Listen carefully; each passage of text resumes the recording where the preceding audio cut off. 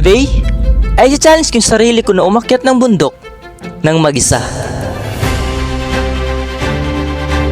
At sa pag-aakyat ng bundok, ay hindi lang lakas ng katawan ang kailangan mo dito, kundi ang lakas ng loob. Kaya today, samahan niyo ako para akyatin ang Campana Trail. Sumaga ako malis ng bahay, papunta sa Paso Nangka. At dahil umaga pa ay wala masyadong traffic, kaya madali lang na makarating ako dito. Alright, so good morning. Good morning guys. So ngayon, andito na tayo At sa Paso bago ko Nangka. sinimula ng pag-hike, bumili muna ako ng tubig para may inumin sa biyahe. Meron tayo tubig and skyflakes. So, tuloy yung paglalakbay. Layo pa to pre. Andun ko talaga sa pinakataas na.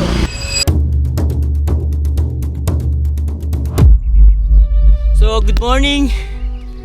Good morning nature. Yeah. Napakasarap sa pakiramdam na umagang-umaga ganito yung maririnig mo. Yung boses ng mga ibon. The sound of the natures. Yeah. Meron natin 0.63 kilometers mga pre. Good morning sir. Yeah. At dahil hindi ko alam yung daan na papunta dun, ay nagtanong-tanong ako sa mga taga dito. So yun guys, dahil wala tayong ruta, wala tayong specific na ruta, ang way ko ngayon is kinakailangan ko magtanong kung saan ba talagang daanan papuntang Campana. Dito ba? Or dito diretso? Nag-search din ako sa mga TikTok, walang lumalabas eh. Real. Excuse po ate, sabi daan na papuntang Campana? Dito? Diretso lang? Dating sa ilog, magkano pa lang doon?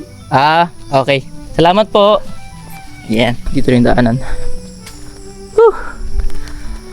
Live alone, hike alone. Medyo pa downhill yung daanan dito, pre. Ay. This is 7:30 in the morning and meron na tayo 1.14 kilometers. So, let's go.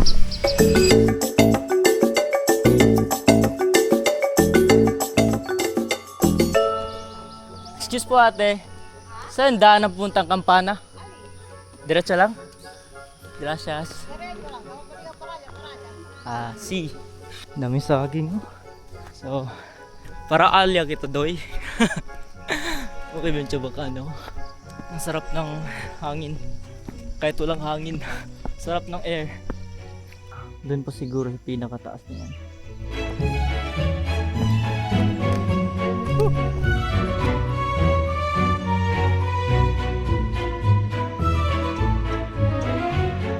So, yun guys.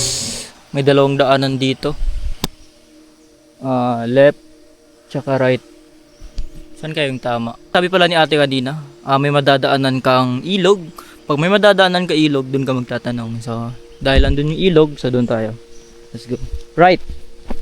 Dito is right mga pre. Dito ba? Andun yung ilog oh. Ano nyo guys? Yung ilog oh. Alright guys, so ngayon nandito na tayo sa may ilog. Yan ilog oh. So basically, sabi ni ate kanina, pag may madaanan kang ilog, magtatanong ka sa mga tao dun. So, dito sa ilog. Excuse po ate, sabi daanan dito papuntang Campana? Diretso lang? Thank you. Thank you po. So, ayun kay ate, diretso lang daw dito. May mga bahay dito guys oh. May isa, dalawa, may tatlong bahay. Siguro payapa ang isip mo pag dito ka manirahan dahil malayo ka sa gulo, malayo ka sa pollution yun no. Ang sarap ng oxygen dito guys. Nakikita nyo may naliligo dun. As in fresh lahat dito. Fresh yung air, fresh yung tubig nila. So yan, diretso lang na tayo dito. It is 7:54 in the morning.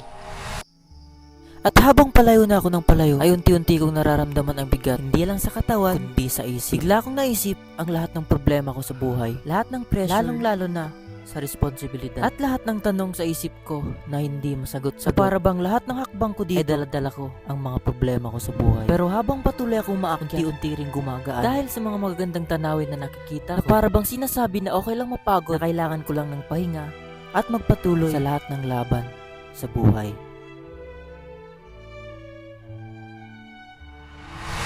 Hindi tayo pwede sumuko. Tuloy natin laban. Let's go. Ay. So, tarik na talaga yung daanan guys. Yan o.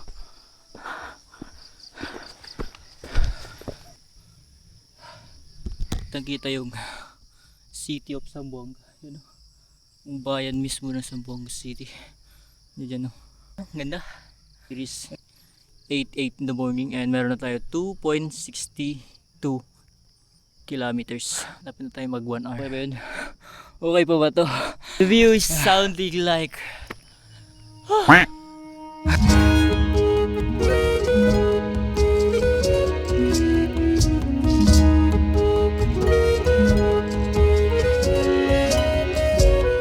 so ayun guys, isa sa mga napapansin ko sa mga ibang nag-hike, sa mga ibang hiker, napaka-irresponsable. Oh, saan lang nagtatapon ng mga basura guys. Ugaliin natin palagi yung Claygo, okay? So ayun, lapit na tayo guys. Kita ko yung mga tao. At matapos ang ilang oras ay narating ko na ang Campana Trail.